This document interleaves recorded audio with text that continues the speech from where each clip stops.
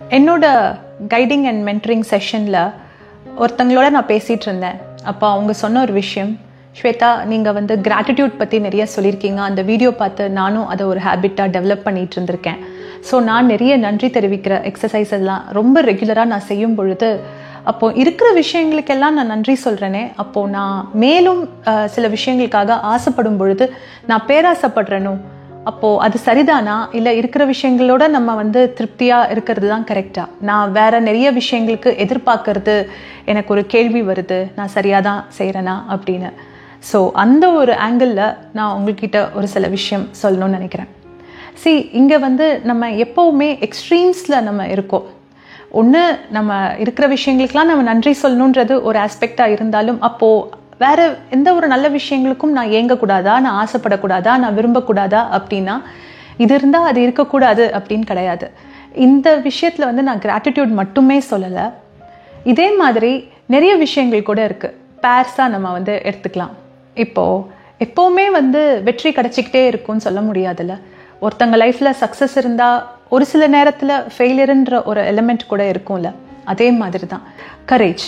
நம்ம ரொம்ப தைரியசாலியாக இருக்கலாம், ஆனால் சில நேரங்களில் லைஃப்பில் ஏதோ ஒரு விஷயம் அப்படியே உழுக்கும் பொழுதோ, ரொம்ப ஷாக்கிங்காக நடக்கும் பொழுது, அப்போ நம்ம துவண்டு போகாமல் கிடையாது, நம்மளே உடஞ்சி போகாமல் கிடையாது. ஸோ அந்த மாதிரி தருணங்களும் நம்ம கோத்ரூ பண்ணுறதுனால எந்த தவறுமே இல்லைன்றதை நம்ம முதல்ல புரிஞ்சுக்கணும். சில சுச்சுவேஷன்ஸில் நம்மளுக்கு வீக்காக இருக்கும்போது வீக் ஆகும், அதனால எந்த தவறும் கிடையாது. ஆனால் திரும்பவும் நம்ம ஸ்ட்ராங் ஆகிறோன்றது தான் அங்கே மேட்டர் இல்லையா? ஸோ அந்த வகையில் ரெண்டு விஷயங்கள் எப்போவுமே கோ எக்ஸிஸ்ட் ஆகலாம். கோ எக்ஸிஸ்ட்ன்னு சொல்லும்போது ஒருத்தங்க கிட்ட அந்த ரெண்டு விஷயங்களுமே இருக்கலாம்.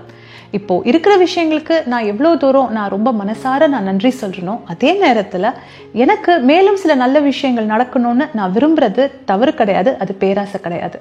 இன்னும் சொல்லணும்னா செல்ஃப் கேர். இப்போது செல்ஃப் கேர்ன்னு சொன்னாலே நிறைய பேர் செல்ஃபிஷாக இருக்கணும்னு சொல்கிறீங்களா? அப்போது நம்மளை பார்த்துக்கணுன்றது ரொம்ப சுயநலமாக தெரியலையா? இல்லை, அப்படி கிடையாது. செல்ஃப் கேர்ன்றது நீங்கள் மற்றவங்கள பார்த்துக்காம இருக்கணும் அப்படின்ற எண்ணம் கிடையாது. நீங்கள் உங்களை கவனிச்சுக்கணும், அதோடு சேர்த்து மற்றவங்களையும் பார்த்துக்கலாம் இல்லையா? ரெண்டுமே இருக்கலாம். ஒரு பர்சன் மற்றவங்கள மட்டும்தான் கவனிச்சுக்கணும், அவங்கள மறந்துடணும், அது ஒரு எக்ஸ்ட்ரீம். இல்லை, அவங்கள மட்டும்தான் கவனிக்கணும், மற்றவங்கள பற்றி கவலையே படக்கூடாது, அது ஒரு எக்ஸ்ட்ரீம். இந்த ரெண்டு எக்ஸ்ட்ரீமும் இல்லாமல் ஒரு மிடில் கிரவுண்டுன்னு இருக்குது. நம்மளையும் நம்ம நல்லபடியாக பார்த்துக்கணும். நம்ம நல்லபடியாக பார்த்துக்கிட்டா மட்டும்தான் மற்றவங்கள பார்த்துக்கிறதுக்கான ஸ்ட்ரென்த்தே நம்மக்கிட்ட இருக்கும் இல்லை? அகேன் கோ எக்ஸிஸ்ட்.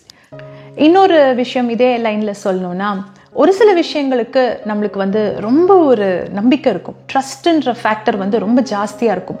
அதே நேரம் நம்மளுக்கு திடீர்னு ஏதாவது ஒரு இன்சிடென்ட்ஸ் லைஃப்பில் நடக்கும் பொழுது நம்மளுக்கு ஏதோ ஒரு சந்தேகம் அங்கே எட்டி பார்த்துக்கிட்டே இருக்கும், ஒரு பயம் வரும். ஸோ அகேன் அங்கேயும் கோ எக்ஸிஸ்ட் ஆகலாம். நம்பிக்கை இருக்கிறவங்க எல்லாமே எப்போவுமே லைஃப்பில் ஸ்டார்ட் டு எண்ட் நம்பிக்கையான ஒரு பர்சனாக இருப்பாங்கன்னு சொல்ல முடியாது. ட்ரஸ்ட்டும் இருக்கலாம், சில விஷயங்களுக்கு பயப்படலாம், அன்சர்டனிட்டி இருக்கலாம். இது எல்லாமே ஒரு ஹியூமன் பீயிங்காக இது எல்லாமே நேச்சுரலான ஒரு ஃபீலிங் தான்.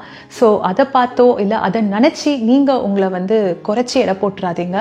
இந்த கோ எக்ஸிஸ்டன்ஸ் சொல்கிற அந்த வேர்டை ஞாபகம் வச்சுக்கோங்க. ரெண்டு ஃபீலிங்ஸுமே மாறி மாறி இருக்கிறது ரொம்ப ரொம்ப இயல்பான ஒரு விஷயம். அது லைஃப்பில் அவங்கவுங்க பர்சனல் சிச்சுவேஷன்ஸ் பொறுத்து அந்தந்த இமோஷன்ஸ் வரும். என்ன ஒரே ஒரு விஷயம்னா, நம்ம ஒரே ஒரு ஃபீலிங்கில் அப்படி மாட்டிக்க கூடாது. அது ஒரு வீக்கான ஃபீலிங்காக இருக்குது. இப்போ பயமாக இருக்கட்டும், இல்லை சந்தேகமாக இருக்கட்டும், இல்லை நடக்கக்கூடிய விஷயங்களை நினச்சி ஒரு ஆங்ஷியஸ் ஃபீலிங், ஒரு படபடப்பாக இருக்கட்டும், இப்படி எதுவாக இருந்தாலும் அதுலேயே நம்ம மாட்டிக்க கூடாது. அதுலேருந்து நம்ம எப்படியாவது வெளியே வர்றதுக்கு நம்ம முயற்சி பண்ணணுன்றது தான் என்னோட பாயிண்ட். ஸோ இந்த ஒரு டாபிக் நெக்ஸ்ட் டைம் உங்கள் லைஃப்பில் எப்போவுமே தைரியமாக இருப்பியே நீ அப்படின்னு யாராவது சொன்னால் இட்ஸ் ஓகே. ஆமாம், எப்போவுமே தைரியமாக இருப்பேன், இந்த ஒரு சிச்சுவேஷனில் எனக்கு கொஞ்சம் துவண்டு போகிற ஒரு சிச்சுவேஷனாக இருக்குது, நான் மறுபடியும் மேலே எழுந்திரிச்சு வந்துடுவேன், ஒன்றும் பிரச்சனை இல்லை அப்படின்னு தான் நீங்கள் எதிர்கொள்ளணுமே தவிர, ஐயோ நான் எப்போவுமே தைரியமாக இருப்பேனே, நான் இப்போ போய் துவண்டு போகிறேனே, அப்போ நானே வீக்கான பர்சனா அப்படின்னு நீங்கள் பயப்பட வேண்டாம். பார்க்கலாம் மறுபடியும் வேறு ஒரு எபிசோடில். Take care.